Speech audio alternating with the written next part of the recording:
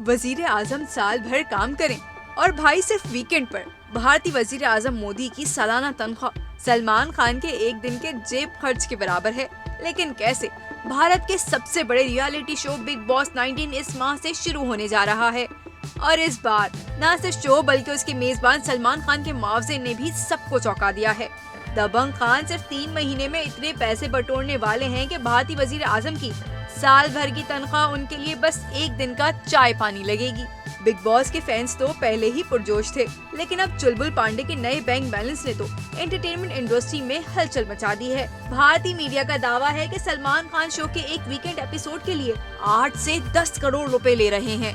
ये सीजन तकरीबन 5 माह का हो सकता है, लेकिन सलमान खान सिर्फ पहले 3 माह ही मेजबानी करेंगे और बाकी वक्त फराह खान, करण जौहर या अनिल कपूर शो को संभाल सकते हैं। इस हिसाब से दबंग खान का 3 माह का पेचेक 120 से 150 करोड़ रुपए बनता है।